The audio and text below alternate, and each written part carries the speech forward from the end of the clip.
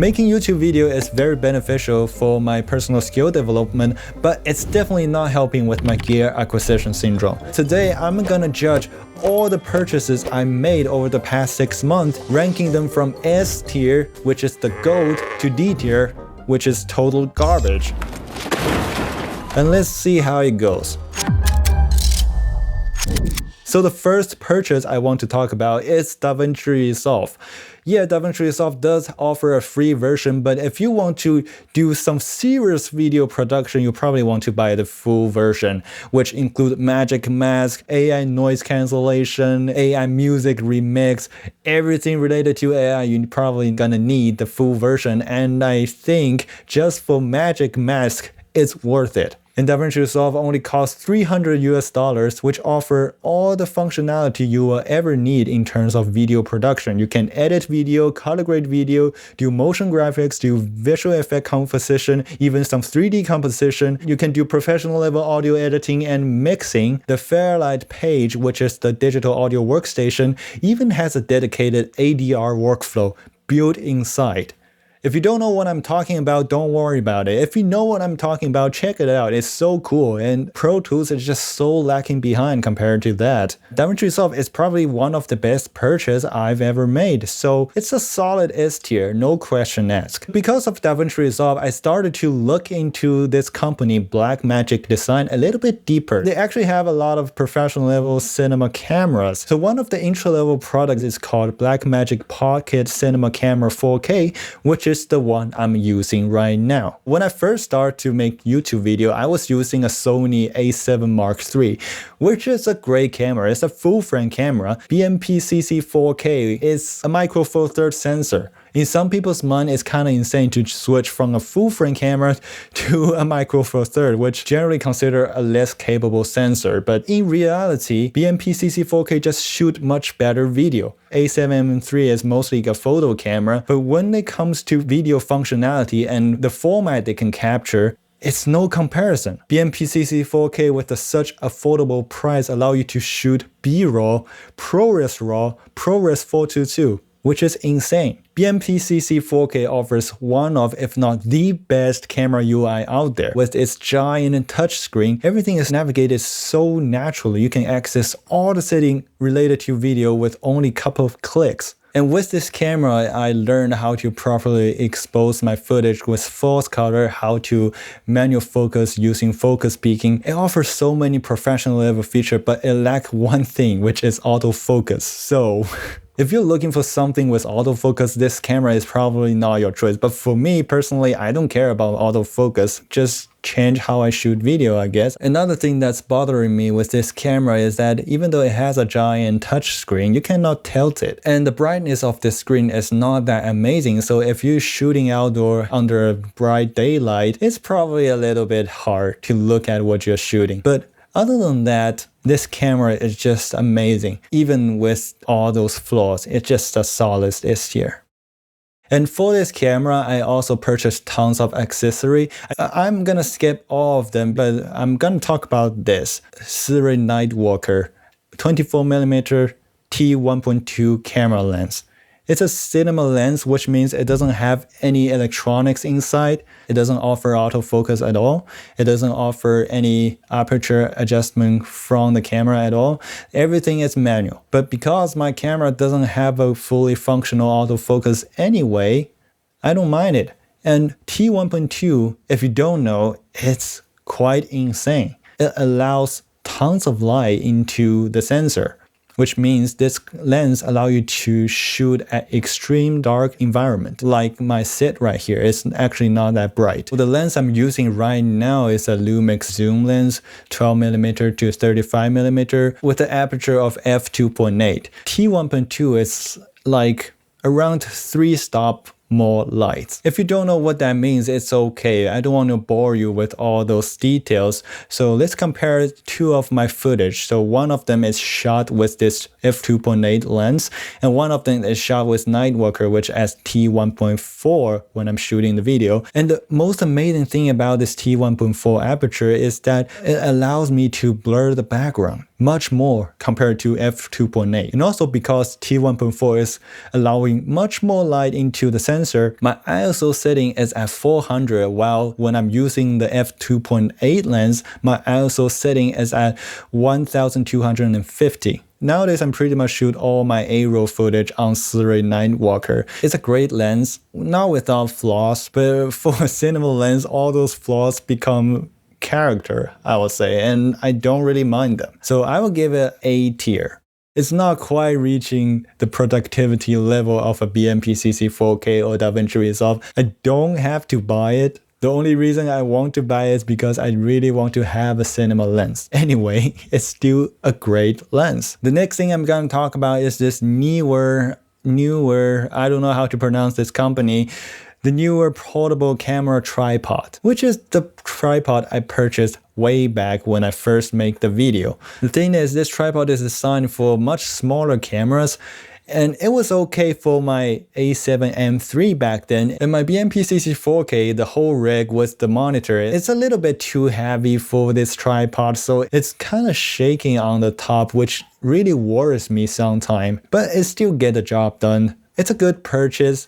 But in my opinion, because I could totally get a much better quality tripod for not that much more price, I think in terms of the purchase, it's not the best decision I've ever made. Sometimes the budget option seems to be reasonable, but over time you realize eventually you have to upgrade this item, and that doesn't help you to save money in the long run. Anyway, still a good purchase. I think it deserves an A tier. Here's another purchase I made during the beginning of my YouTube journey, which is a teleprompter. There's a huge reason why I want to buy a teleprompter. It's because my experience making my very first YouTube video. It's a 4-minute video talking about Monster Hunter, and I spent 3 hours just to record it because I just cannot get the line right. Then I realized, oh my god, if I want to make video more efficiently, I need to write some script and need something to display it, so teleprompter is a no-brainer for me. But over time I realized using teleprompter doesn't really help me to speak more fluently. It does help me to write script more efficiently, and also speaking to a teleprompter is actually a skill you need to develop. In my first couple videos, it's so obvious I was reading the teleprompter. You can see my focus face, which is kind of stupid. Anyway, it's a skill set you have to learn. But recently I'm leaning towards a script-free video style because if I want to improve my overall speaking skill, I need to start getting rid of the script. Talking to a teleprompter is a totally different skill compared to speaking out your thoughts freely. So in my past 2 videos, I'm already stopped using this teleprompter, and in the future I'm probably not gonna use it that much compared to my early days of video creation. But this teleprompter still helped me to achieve a lot and helped me to confidently start to make video, and I think it's overall a great purchase along the journey. So I'll give it an A tier. But not so much for the next thing I'm going to talk about. This is the SpyderCheckr 24. This thing is designed to help colorists to match the footage from multiple cameras, but because I'm only having one camera, I only have 2 lenses, and most of my video are shot on one camera and one lens, there's no need to match different camera. So honestly, I haven't used it at all. This is a total waste of money. Maybe somewhere down the line I will start to using it more, but right now it's sitting there and collecting dust. It's a D tier. Very bad purchase decision. If you have ever seen my 3-month retrospective video, you know I spend a lot of time on lighting. So let's talk about some lighting gears I purchased. The key light I'm using here is MountDog Light Bulb and a softbox kit, which is a very budget lighting setup here. It gets the job done. But the thing is, even though this light bulb is monetized to have multiple color temperature, multiple brightness, I pretty much only use 5700K here because to be honest, it doesn't offer any indicator which color temperature you'll add, and only offer a couple steps for you to switch between warmer color to colder color. It's not helpful at all, and the softbox is definitely not great. Even now I'm looking into the softbox, I can still see the center of the light, which means the light is not super well diffused inside of this softbox. And also this light bulb is said to have a CRI of 85 or something. If you know more about lighting, and you will know that CRI is pretty much an irrelevant metric for measuring light quality, and 85 is not even very high for a professional lighting in terms of CRI measurement. So the quality of the light is actually pretty bad when you compare it to a professional light. This light just makes my skin a tiny bit greener than it's supposed to be, so I always bring up some magenta color in my skin tone. So I would say this light works, but it's not the greatest. If I can start over, like I said about the tripod, I'm probably gonna start with the Amaran 200D or something like that. Not to think about budget, but just think about the quality. Because somewhere down the line, I will have to get rid of this thing. It's just not a professional level product at all. So this light bulb and softbox kit, C tier. Even though this key light is a huge disappointment, this is not. This is NEEWER Basics LED light, and it's actually very good. They come with two panels. One is a yellow panel, which is a warmer color, and one is this white panel. It's very small, but I can use it in many different scenarios, and it's very easy to put them everywhere. Like if you haven't noticed in my scene, I have this blue and purple light. This is it. But in order for them to have a color, I need to have some modifier. So I bought this 14-pack color correction light gel filter sheet. I can easily just clip them inside of this panel and make the light to have a different color, and that's how I created these two color background in my scene, and they are actually very good. So for this LED light, I like them so much that I have 4 of them. Totally S tier. They're so great in terms of value and usability. And for the light gel, because they are a little too big for my use, I'll put them A tier. Another purchase in terms of lighting is this KNF 5-in-1 reflector. I'm using it right now, but I can show you it's right here beside me, which is reflecting the key light here, so it acts as a fill light to make the shadow side a little bit brighter. It's a 5-in-1. It has a white reflector, silver reflector, diffuser, gold reflector, and a black reflector. It's a very usable product, and I think every photographer, videographer will have it at some point, and mine is actually rather small, so I kind of wish I got the bigger ones because it will allow me to build an even better diffusion. But anyway, this one is still very great. It allowed me to only use one key light to create this scene. I would say this is also an A tier purchase. Okay, now we get past all the lightings and let's talk about the peripherals. So one of the first thing I'm going to talk about is this Logitech G203 mouse. If you remember, I made a video a while ago talking about daily driving a trackball.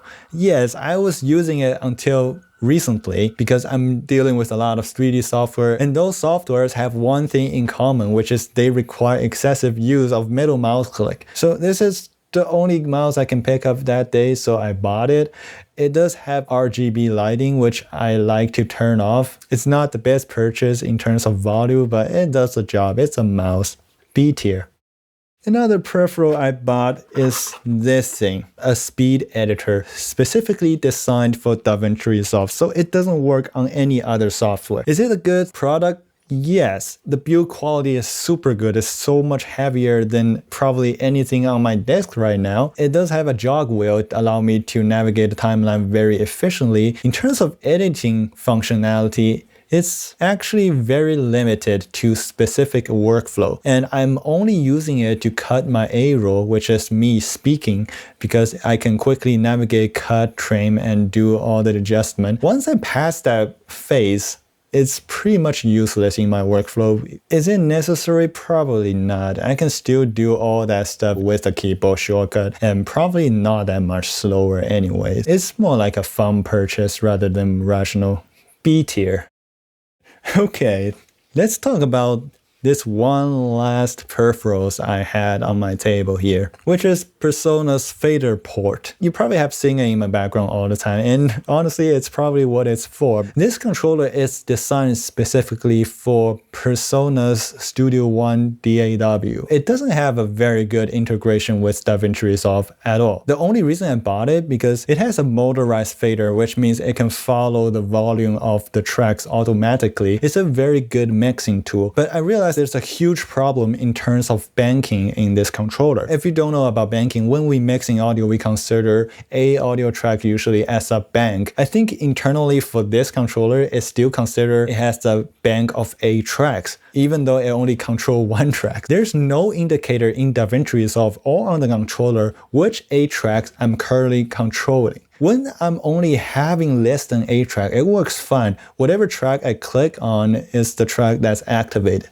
But once I go beyond a track, it's becoming a little weird to navigate. Over time, I just stopped using it because it's so annoying. Sometimes it's just easier for me to drag the fader using my mouse. If you want to really buy an affordable controller for Davinci Resolve, maybe consider the A-track version of it instead of the one track. The Faderport A also has a track name display, which makes it so much better to use. In this one track version, most of the button doesn't do what it said it does, and most of the time just doesn't select the right track I want to move. It's a total failure of a purchase, so I would say it's a D tier.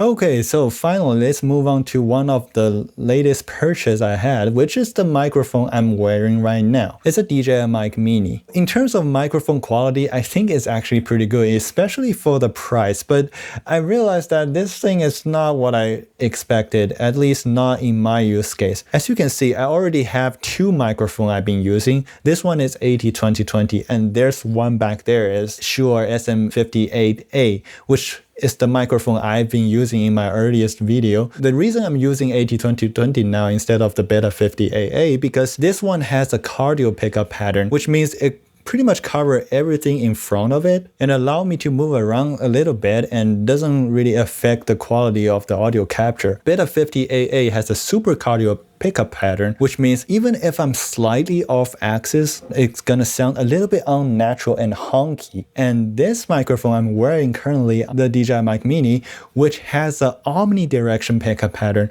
which means it picks up sound from all the directions. It picks up my voice even more naturally, to its credit, but it's also able to pick up all the reverb in my room because I'm in a rather untreated environment. And not to mention my room is not exactly very quiet. Even now we have a humming from the fridge right here. If you do want to purchase it, I think if you have a treated room and if you use it majorly outdoors, it will work fine. But in a small untreated room, it's a nightmare to work with. Another major flaw of this microphone is that there's no easy way for you to see the level the receiver is capturing.